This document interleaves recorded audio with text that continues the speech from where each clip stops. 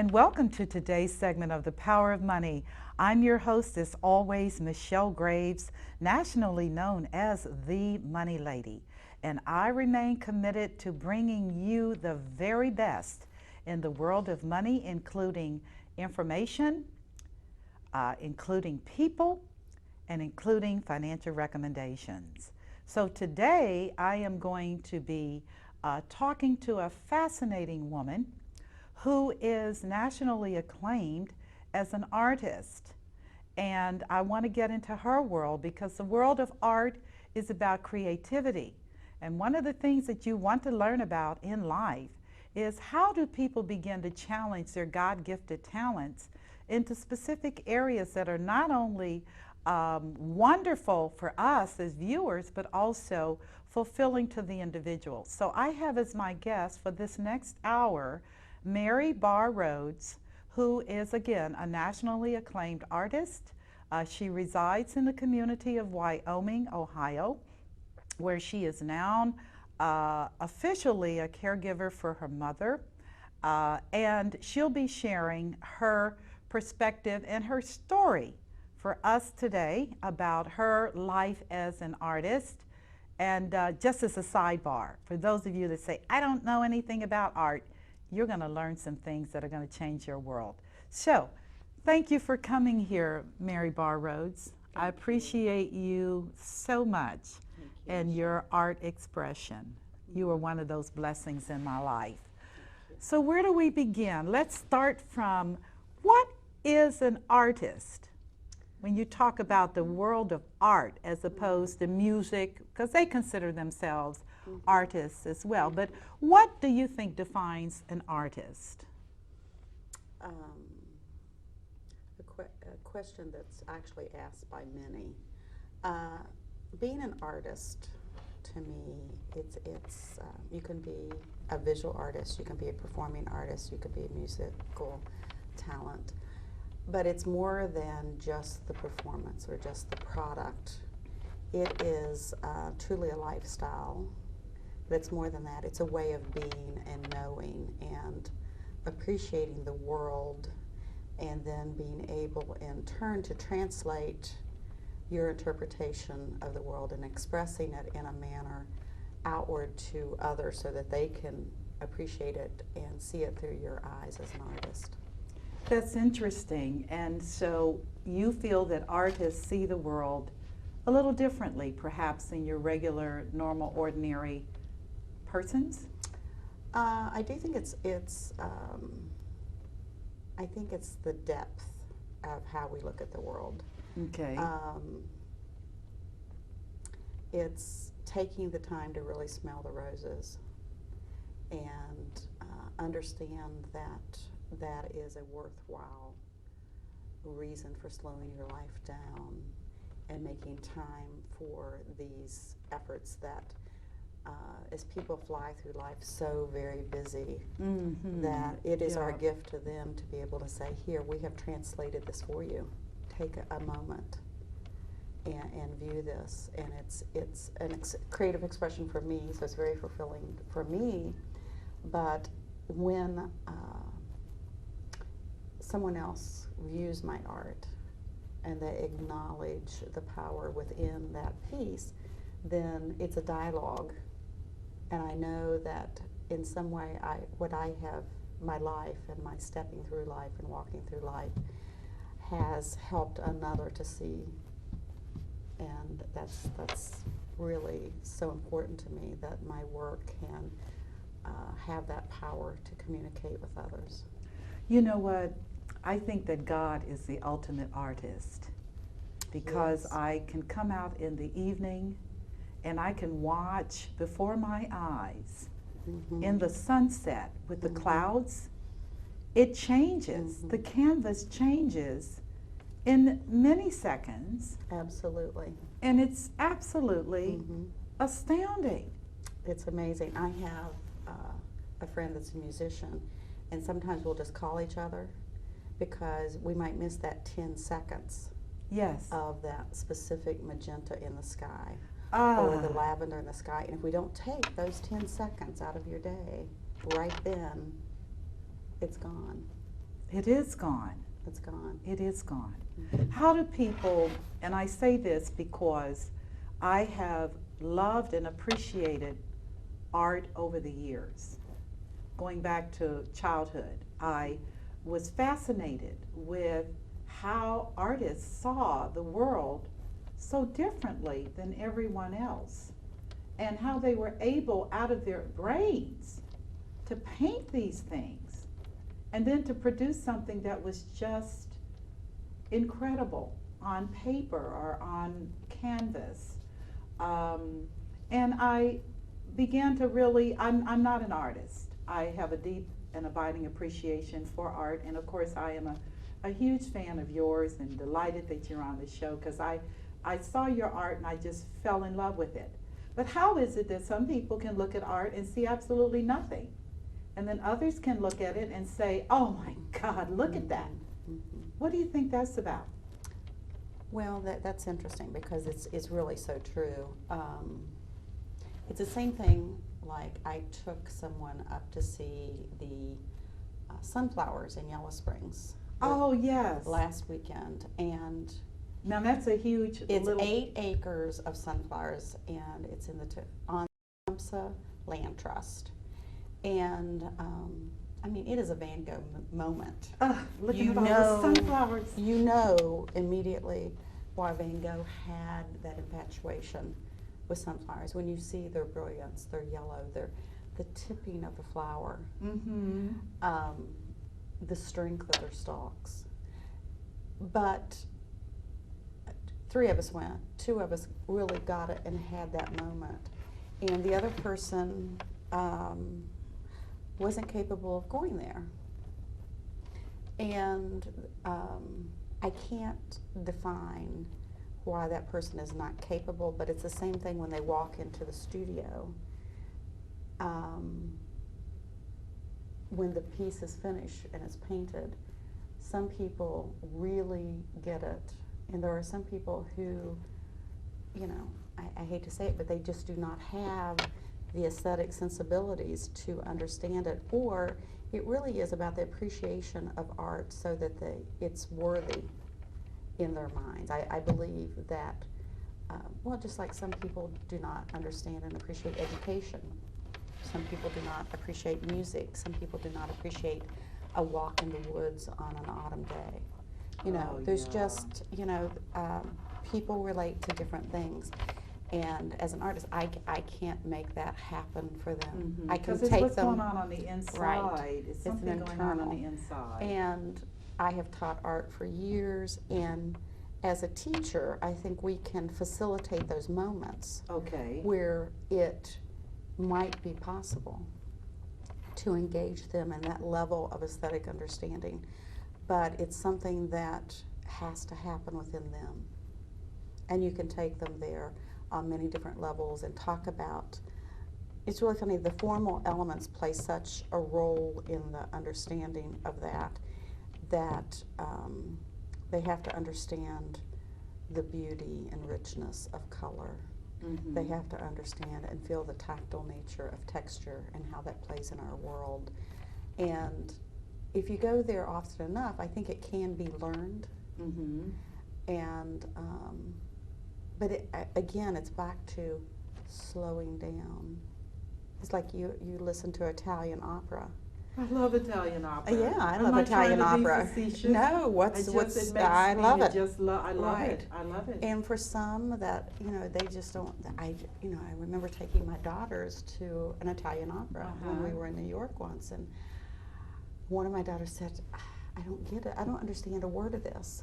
Right. And I said, just sit quietly, And feel be it. still, feel. And that is the beauty of art to me. It's not something that you want to label or define, put words on. Mhm. It's about great art should make you have an emotional, physical response. That's interesting and quite powerful, because I think you're right. I think that art has to move you. It has to move. But then creativity in all of its dimensions, Mm-hmm. if you are going to have a human experience, should move Right. you. Right. I mean, we're now moving into autumn as this telecast is being taped, Mhm. which is an amazing time of the year as the foliage changes colors, and every day it's different.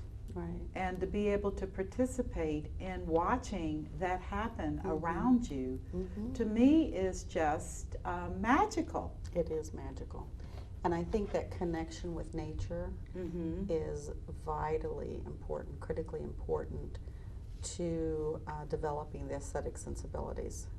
When Well, you as we- acknowledge right. your connection with source through nature, Right. then all of a sudden that opens up a better awareness, I should say, a greater awareness to how light plays in other environments, how sound becomes music, how all of a sudden these things take on lives of their own, the formal Right. elements of, you know, texture, color, rhythm, all those things. And then you begin noticing them in other pieces of your life.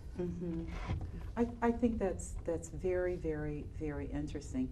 I know for myself, and I do have peer associates who cannot relate to art at all. And it doesn't matter whether it's a portrait or whether it's abstract, or Right. they just can't relate. And I tell them, I said, that's a dimension in your persona that's dead. And my challenge to you is to awaken that so that you can begin to experience the breath of life, the things that really count and that make it so special. And I remember in reading that one of the things that Adolf Hitler did when he ascended to leadership in Germany is that he got rid of all the artists, the artwork, and the music, the things that express the soul of the human. Yes. And he said it was worthless. Well, that's ironic because actually he hoarded all of the art. He hoarded the art. He kept all the art. He did not destroy the art, even in France. Yes. But he did not want artists expressing themselves because typically artists do think. You have to think Yes. to be able to produce art. Yes. And he didn't want thinking happening. He wanted to be able to, and it's hard to lead artists because we're stubborn and strong-willed. Right, right. And so therefore, if he shut that down, then it's easier to lead when people aren't thinking. Oh my goodness. Well, art moves a person viscerally.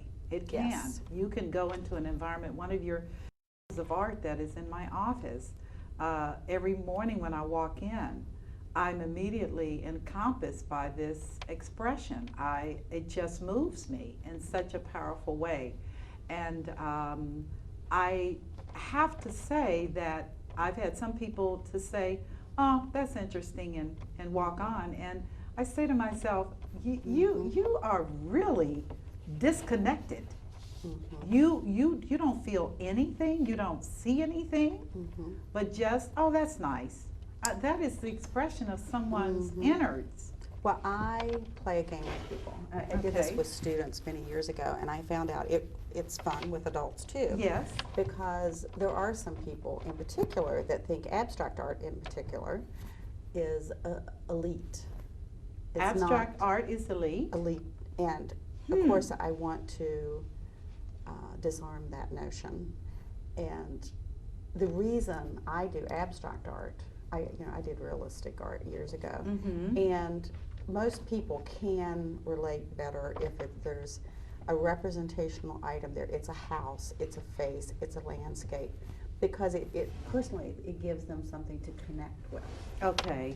Now, my art is more spiritual based and process oriented, and so therefore, there's not a house, there's not a tree, there's not a flower. There may be a hint of something. Yes.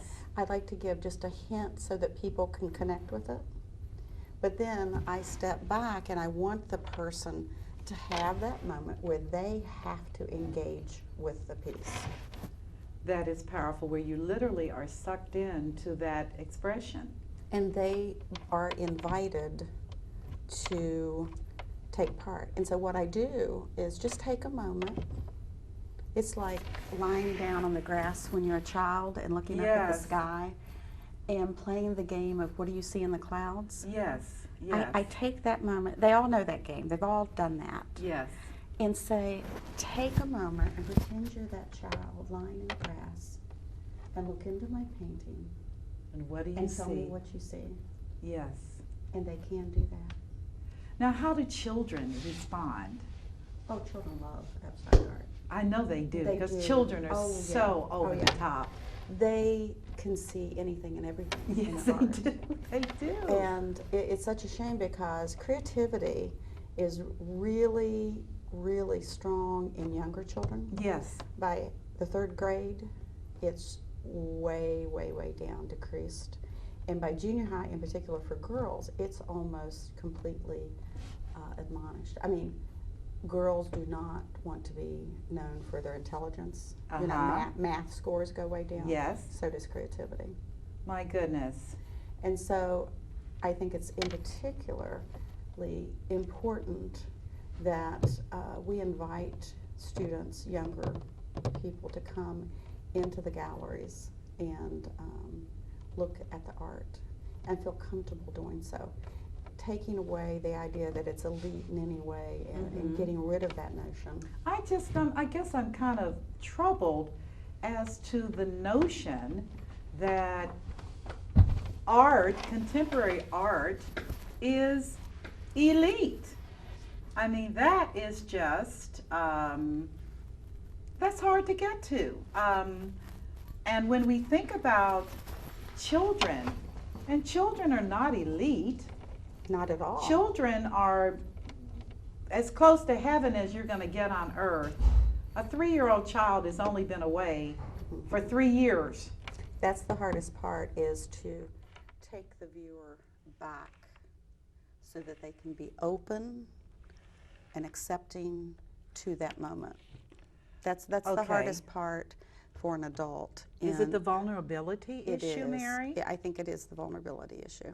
So Absolutely. they feel that as an adult they have to express themselves within predetermined emotional boundaries, perhaps? And it's like they do not know the art history. They do not know the right terminology. And you know, it's not about that. Not at all. It's not about that. But so many people are, you know, are shut down around that. That, oh, I'm not an artist. Well, get rid of that thinking and just open yourself up to the moment of being with the art. And that's what a child can do. They do not have that barrier of knowledge to shut them down. Well, one of the things that I'm challenged, and maybe you can speak to this, is that when people are, quote, setting up their houses and housekeeping, and they want to go, oh, I need some art on the wall, and they run to the local store, and I won't name names, but the art is mass-produced, it's just there. And I'm amazed because the assumption, let me backtrack, the assumption is that I can't afford the good stuff, good stuff. So I'm going to put this stuff on my wall. What would your response to that be? Because I know you encounter it. Oh, of course. I run into this all the time. And what that is the viewer, the customer, does not have an appreciation of personal expression. And usually it comes from themselves. They do not appreciate their own expression and their own creativity, so therefore they really do not want to grant that to another. Wow, and then, that's interesting. Okay. In our society, there's so much emphasis put on money and products and services, and let's just stay with products because we're talking about art, that they want art on the wall because they think it looks prestigious. They want it to match their couch. Oh, really? You Oh, know, gosh. and of course, it's not about the human expression. Right. And you can run up to a number of stores, which I won't say, and you can get a piece that, yes, thousands and thousands and millions, possibly of prints ago, an artist did touch it. Right. But it's so far removed that there's no personal connection to it. It's just a piece hanging on the wall for them Right. that matches their couch. That is so There is sad. not this personal engagement. When you buy from an artist, you buy a piece of the artist.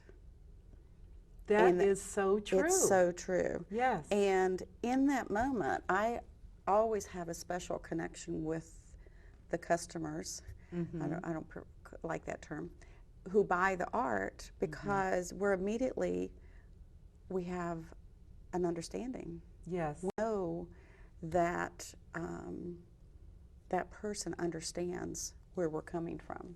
Well, I must tell you, you know, the first piece of art that I got from you in your studio, and it was just fascinating. Me and my mother, and she loves art, we were entranced and just going from piece to piece to piece.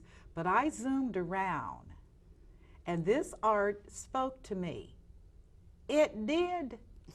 It said, "Come here." And I could not get my eyes off that piece of art. And I finally broke away. I'll never forget it. And I just went to it and I looked at it. And I couldn't stop looking at it. And it began to open up. It did. This piece of art began to open up in front of me. And I had to have it. I can't, it was like, oh no, you're leaving here, because I don't know how I cannot have you in my life. Right. And I literally fell in love with that piece. Does that happen much with people when they see a piece that you do and they just can't? It almost always happens. And you pointed out to me, you said, you're going to get that piece. Right, because it always happens, because, and I tell people, don't buy art just to match your couch, please. Really buy the art that speaks to you. Yes. And you know, I'm in my 50s. Yes. My art does not sell for $25 anymore. No, well. And I've worked long and hard over these years to get to where I am. And so I know when someone is going to purchase a $1,000, $5,000, $10,000 piece, that they are seriously engaged with that piece. Yes. Oh, definitely. And definitely. It is such a moment when I come and I have that moment when I realize that someone values and sees the worth in purchasing a piece. That is a sacred moment between us. We know that there is a deeper connection. There is. And we are all connected on this earth, each and every one of us, if we're awake to that connection. That's a critical term. If yeah, we are awake yes, to that connection. Absolutely, because my work is about self-expression, but my work is about, in my process, which I can talk about later, it is the connection with my higher being that is expressed on the canvas or on the paper. And it's when the viewer gets that connection, is that when they get that connection, is when they want that art. There is that moment when they get that connection. It they feel happened it. to me. They feel it. And I have other, obviously I have other artists in my home and office, but I am telling you, there is something powerful that takes place when art speaks to you. And there is no way reproductions and inexpensive art can do that. Yeah, I don't believe that. And it's confusing for artists even, because I think artists even get off track in that you can produce giclées. Okay, well, let's tell our viewers, what is a giclée? A giclée is a print of the actual canvas or work on paper. And they're reproduced, yes, and you can print them, and so you can have hundreds of that piece. And And of course, they sell for a lot less. Yeah, they do. And so an artist could make a lot of money by selling clays. Mm-hmm. But in a way, you know, you lose that visceral connection to the real piece when it's printed. There's just, it's just not quite the same. It's close, don't get me wrong, but it's not the actual mark of the artist. Well, it gets back to, without sounding too esoteric, I know. but art is, music is esoteric. Yes. Ballet, singing, all of these expressions of the creative part of man, the spiritual part of man. It is the spiritual because that's part. coming out of a different dimension. It is. And When you listen to, and I share with people, you got to be careful because music is going to impact you. It makes people move. Absolutely. I mean, it makes you start. Oh, I love music too. I love it. Jazz makes you move. Classical, it makes you move. Watching ballet or even dancing, which is creativity in motion, move something in you, unless there's something wrong with you. And I do tell folks, you're disconnected because that's energy that's coming from that artist. It is energy. In the same way as the visual, where you are literally, when you touch that canvas, a piece of you is going onto that canvas that begins to express in that other person's space if they hang that piece up. Yeah. It's really funny. You said, you know, how music makes you move. Yeah, it makes you move. Often, art makes you stop. Well, art is that aha. It makes you stop. Right. And take that moment. And it's really funny because music is there in a moment, and it moves you for an hour or 3 hours. Yes. But art stays. Right. And it has to have a presence long after the exhibition comes down. It has to stand on its own. That is so true, Mary. And it has to have this spirit that stays with it. But it only happens, that spirit is engaged by the viewer. Huh. And it impacts, that's why it would impact everyone differently. Yes. So what would move me right would perhaps not move someone else. Absolutely. People respond differently to yellow. People respond differently to blue. It can sometimes be as simple as a field of color of red that moves someone. And sometimes allowing less to be more is really a challenge in an artist, to know how far to push it, how far to bring it back, because it is different for different people. Okay. And I've learned over the years to just allow. I said I was a process-oriented artist.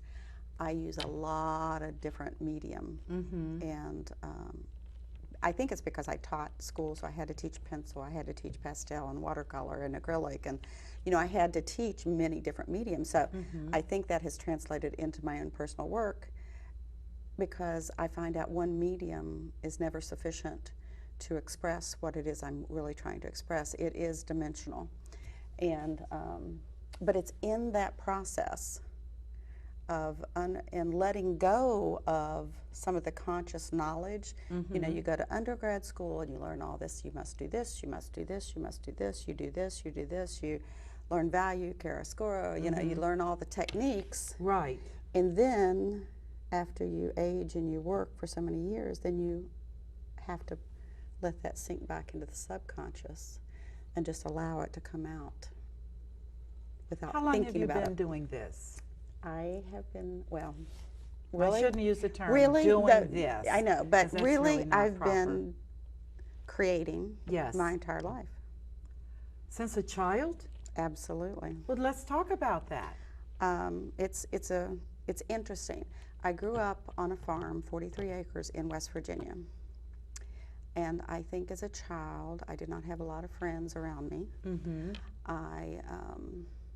I had kind of lived in the city. I had girlfriends, and we moved to the farm when I was 8. Okay, so 8 years old, 8 years old. became a farm girl. And the reality is I had ponies and cats and dogs and ducks, and most importantly, I had nature around me.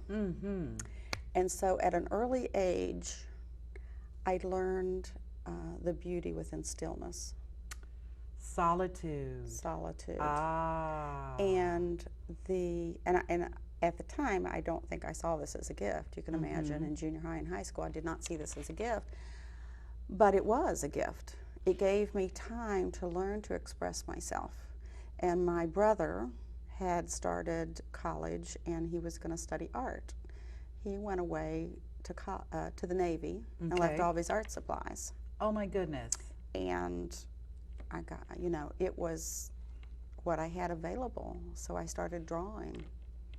And then I used charcoal, and then I used paint. And it all just happened because it's what I had. I used to build boats out of wood, and then I'd paint them, Fascinating. It's what I had to create with. But I build sculpture out of was pine in cones. you, though. Yes, but I really wonder if I had been in an urban setting, would I have taken the time or had the appreciation of the natural elements to create? That's interesting. I don't know. I think that when you are experiencing green, as they would say today, right, where you get to see nature at her best, and as a child, right, as a child, and I think I've been a transcendentalist my whole life. Okay. And you're in a lot of good company. Yeah. And so I learned to appreciate light at a very early age. And I learned to appreciate the intense green at a very early age. And so therefore I developed some skills. I did not take an art class until I went to college. You took no art classes? No, in high school because I was a cheerleader, so I didn't have time to do both. And it's really interesting because in junior high, I was termed, everybody teased me that I was a bookworm because I would sit and I would write books and draw the illustrations when everybody else went out to recess and lunch. Okay. And I had one other who sometimes would stay in with me. But I learned early also that you were different if you did this type of activity. Known as a geek today. Yeah. And, kind of weird, a little different. So I kind of hid that part of myself in high school. I realized, oh, well, if I want to be popular, I'll go be a cheerleader, which, and it's really funny because I knew that. Yes. Well, and in college, I took, art was easy for me. I always drew. Right. So you had to take an elective, so I took an art class. Yes. And I knew immediately this is where I should be. It was home. It was immediately home. And I just remember I had art professors that talked about poetry, and we always had music playing in the studio. Yes. And there were bones. I love bones. And still have skeletons and bones in my life. And it was okay to engage on, and I could spend 3 hours on a drawing. And, it was like, wow, it's okay to be who I am. Now, did your professors I found myself. recognize that gift? Oh yeah, I was I'm sure immediate. they did. It was such a blessing. The head of the department, June Kilgore, took me under her wing. Well, the first professor, who was my first teacher ever, Carol Demaray, she really, I didn't appreciate it, and she said, you need to appreciate your gift. It was the greatest gift anyone could give me. Because I don't think I really did appreciate it because of that junior high experience. Right, I was still trying to kind of shut it down. Right. And she said, you need to appreciate your gift. And then, as a junior, as a junior, I guess, June Kilgore came into my life, who was the head of the department, and we went to New York time and time again, and I got to walk into, she had studied at Pratt, and so we got to go into contemporary artist studios and meet them one-on-one and talk to them. Yes. And it changed my world. Well, New York is the top changed of my the world. game. Well, Back it then, was, yeah. it was, Goodness. and I followed her legacy. It was so important to me. She was part of the Hans Hofmann legacy directly from, her teacher was George McNeil, who had studied directly with Hans Hofmann. Okay. And so I got to be part of that legacy, part of that lineage Yes. of the abstract expressionist. And Wow. that was amazing to me, that I could, by stepping into that, I could be part of that. Mary, that is amazing. It was amazing. I mean, that is to be on that path. I cannot keep but looking at this art because, and I want you to talk about this because, and I hope the cameras can get a good enough glimpse of this piece of art because you brought several pieces, but I'd like for you to talk about this because this is a beautiful, it's a small pice. Yes, I've just brought 3 small pieces. Yes, And all of these pieces, and as I said, I'm process oriented.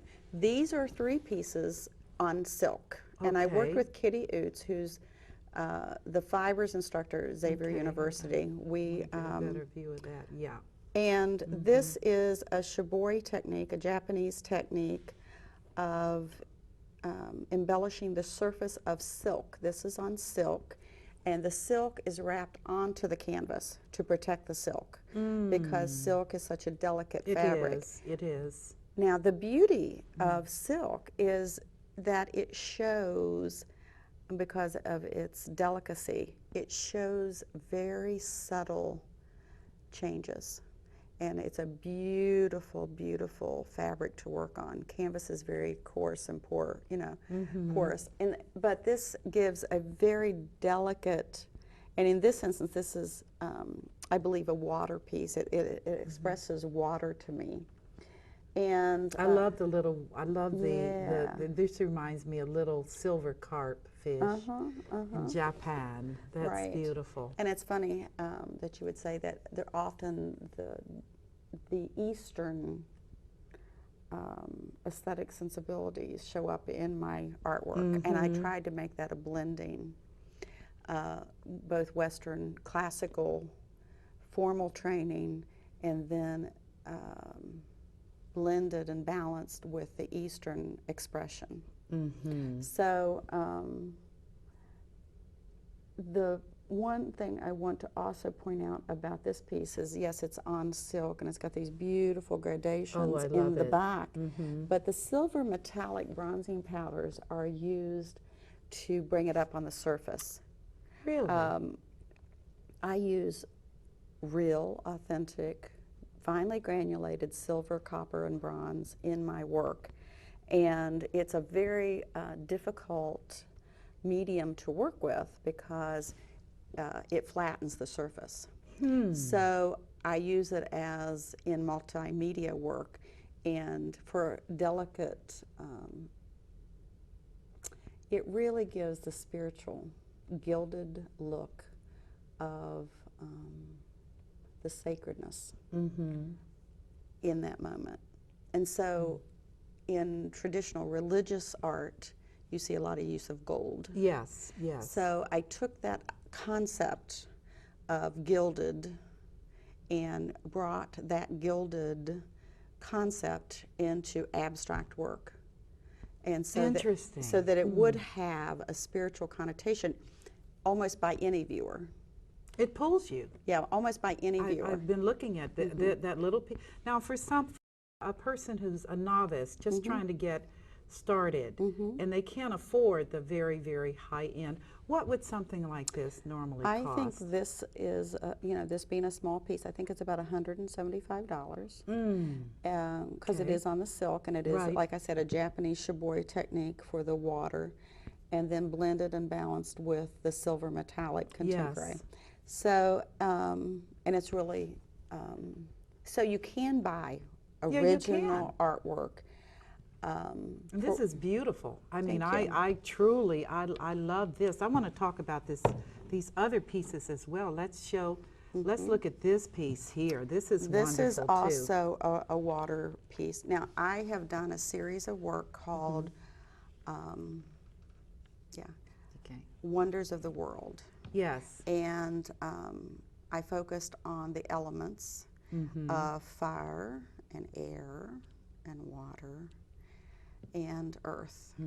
And it's because everything comes from that.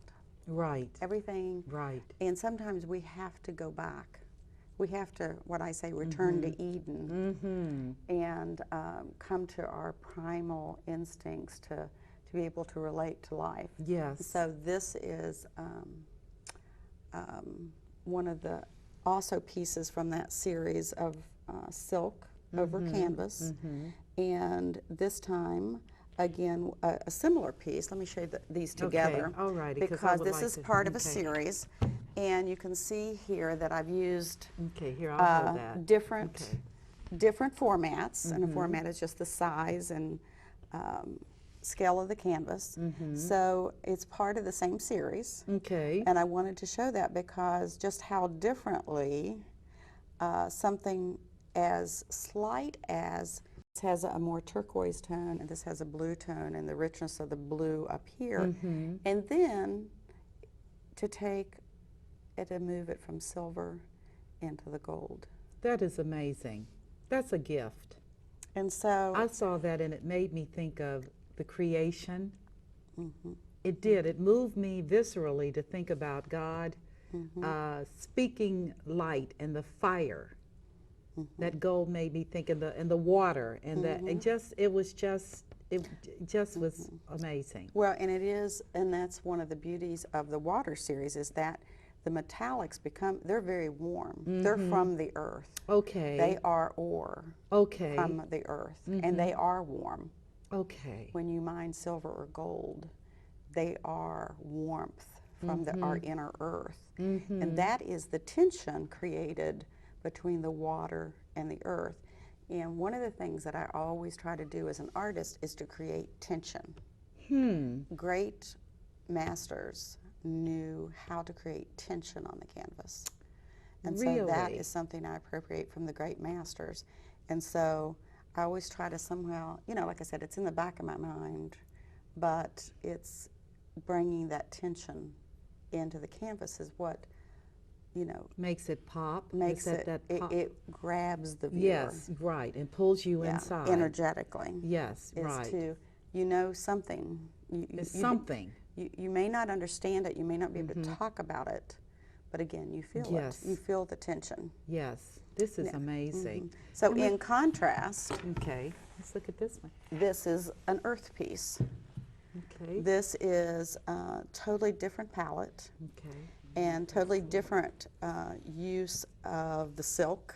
This is silk again. This is still silk, but see, I didn't use the shibori technique in this one. This is a directly painted piece, and again, moved it to a totally different color palette, different scale, different format, and then allowing some of the subtle details to be seen as elements of our earth. And a viewer might see, that might be a leaf, it might be underground, it's foliage in the autumn, but it invites the viewer again to interpret and see what they want to see. It doesn't close it in so much that, oh, well, that's a leaf. Well, yes, there's some leaf-like shapes in there that it could be a leaf, but it invites the viewer to do their own interpretation.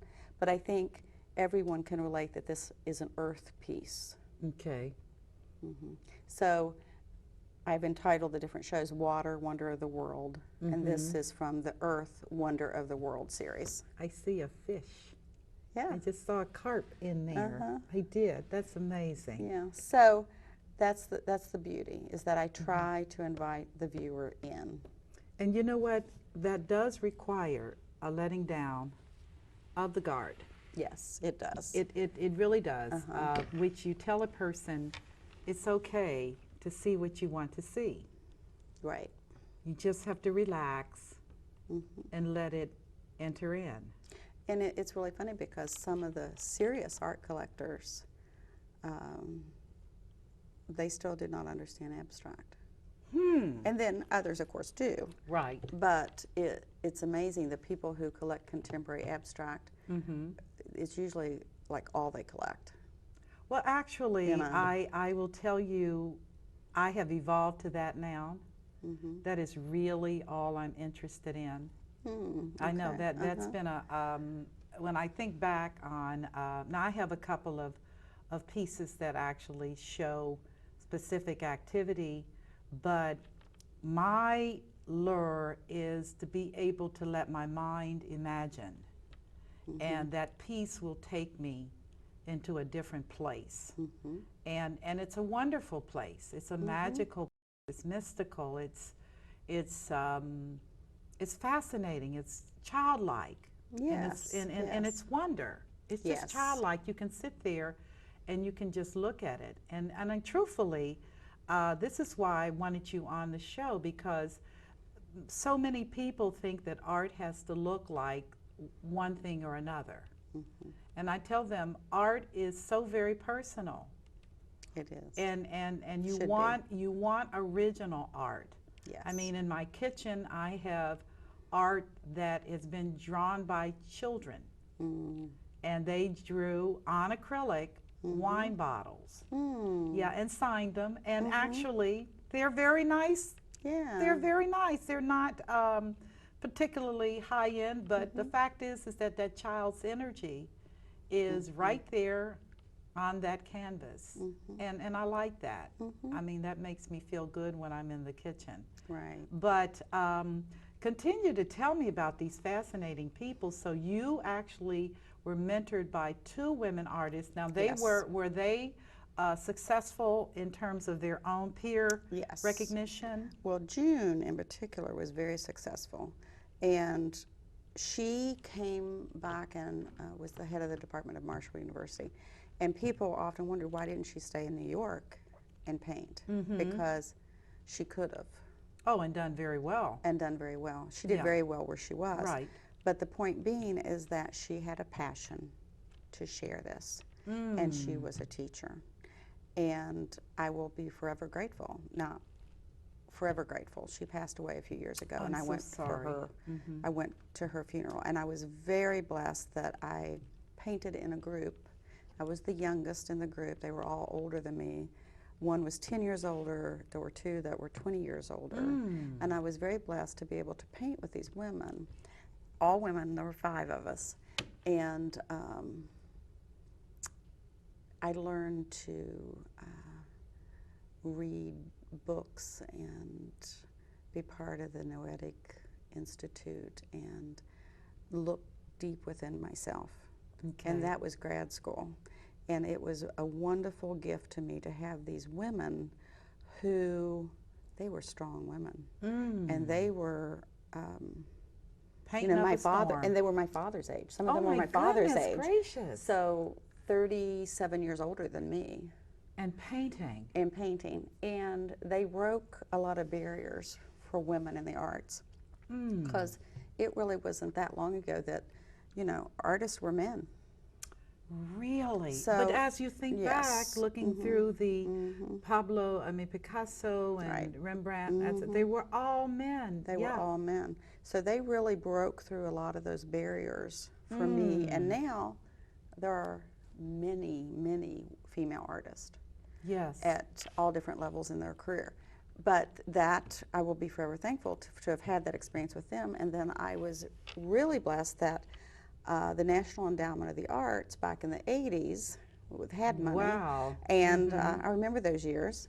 And I got to study. Another one that really impacted my career was Robert De Niro. And no, not the actor. This is the artist who is also an abstract expressionist. And I got Robert to work De with Niro. him directly. My goodness. Okay. And again, it was just another person validating who I was, and that I could learn, because abstract expressionists have the knowledge to understand, see, and open up space. You mentioned how you could look into it. Yes. That is love this. one of the talents that an abstract expressionist learns, is to be able to look to open up that space and create that push-pull of the elements without using, you know, a house, a flower, or Right, whatever to do right, that. right. Because there's natural space in the world. Of course you can paint representation and create that space. But to be able just to do that with the formal elements That is of color, texture, and so on. that is so So powerful. it's a different understanding of space and how that, and so working with Robert De Niro and June Kilgore were truly gifts in my life. Goodness. Now you went to grad school in this area, or Marshall University. Marshall University, And then I got to study, like I said, through the National Endowment of the Arts with nationally acclaimed artists.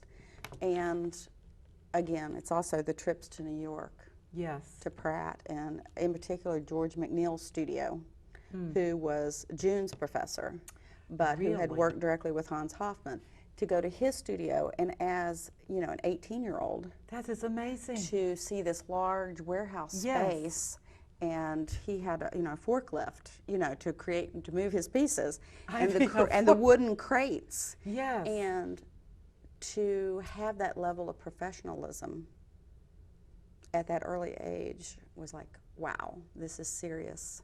This is serious commitment. That is so, I have to say that because we were very young women, both of us, when we had our experiences. In my world Yes. of money, at 17 and 18, I mentored under some of the greatest economists. Makes all the difference in the It world. changed everything. I had men that were thoughtful thinkers and understood world systems that were there all the time. It was not even a big deal, and they would tell me things and show me things.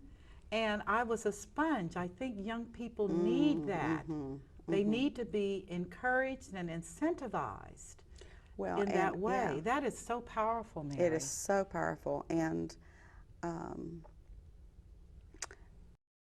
you know, it helps us to become a part immediately, to walk into that. Yes. It helps us to become the professional that we can be just by going along with them. It's very natural, Right. and it's part of the flow of life itself. Right, And you right. don't even hardly know it when you're doing it.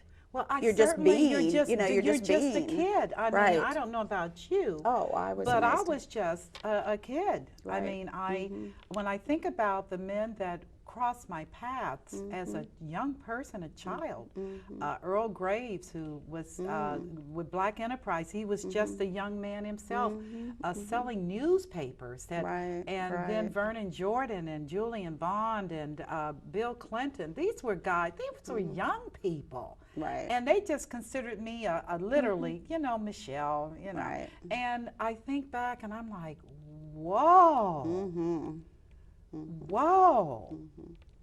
Look at greatness all around you. And you know, it was, you know, you just got to be in it. That's just, you got to be I in know. it. And I remember going into Hannah Wilke's studio. She's still a living artist today, but you know, it was she used gum Gum. here to create female parts, very intimate female parts, and they were hung on a wall. And I remember, like, wow, Right. Gum. this is beyond, you know, it just like blows your mind. And it was in a very high-end studio, and you sit there, and I got to talk with her and got an understanding of who she was Yes. and why she was creating this art. That's something I could not have ever seen not in a anywhere 1,000 else, years, to have Mary. that personal Yeah. conversation with her and realize, wow, she's breaking barriers that I Who would've- can't even yeah. imagine, the barriers that were being broken through her art expression. And that is, to me, a very important piece of creating art, is to make a statement.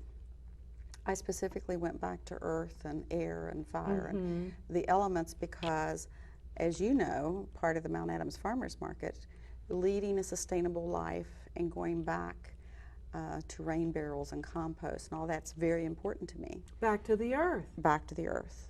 To where it all began. To where it all began. And I think this is my way of expressing the need within our society today to go back, return to Eden. Well, let me, because time is wrapped up and there's so much more I want to say, but I do want to say this much. I need you to tell the viewers how to reach you if they want to view and purchase your art. Okay. My gallery is 114 West 4th Street, Bromwell's Gallery. In Cincinnati. It's Bromwell's Fireplace, but on the second floor he has a furniture and art gallery. And then I have a private studio on the third floor. And it's there are 6 artists altogether in this space. It's a beautiful space, and I'm very fortunate to be there. So you can contact me though. It's just Mary Barr Rhodes at yahoo.com, or you can call me directly at 513-544-9700. You can also view my artwork online at marybarrrhodes.com, or I do have a Facebook, and I have albums on my Facebook account also of different art series and different collections I put together for collectors to view. So let me kind of summarize to those of you that are watching this fascinating show where I'm interviewing Mary Barr Rhodes, a nationally acclaimed artist with just credentials and an awesome presence and spirit. But you can reach her on Facebook under Mary Barr, B-A-R-R Rhodes, R-H-O-D-E-S. She can also be reached on Yahoo, correct? Under Mary Barr Rhodes Mary Barr Rhodes at yahoo.com. You can also Google her and have fun at night, because that's what I did, and looked at all her different expressions and enjoyed myself. And also come to her gallery in Cincinnati, Ohio, at Bromwell's, which is on 4th Street, and she's on the 3rd floor. I want to thank all of you for being a part of this fascinating conversation today. Many of us do not have an exposure to art, but art will take you to another level. And so I'm always encouraging people to embrace change. It's here. This is your opportunity to do things, to experience things you've never done before. And don't be afraid to go to an art gallery or an art exhibit. Don't be afraid or ashamed to say, I don't know, and begin to just experience the feel. Just feel it on the inside, because that's a part of you that God gave you to experience and enjoy, as same as looking at sunrise and enjoying the rain when it patters on your roof. These are all a part of our humanity. And I speak to you as the money lady, because my world is a little bit more than just handling money. It really is. I'm interested in being a full, complete human being, and I encourage you to do the same. So I thank you so much, Ms. Barr Rhodes, Mary, and to my viewers, you have an amazing and incredibly awesome day, and may God bless you. You take care. See you next time.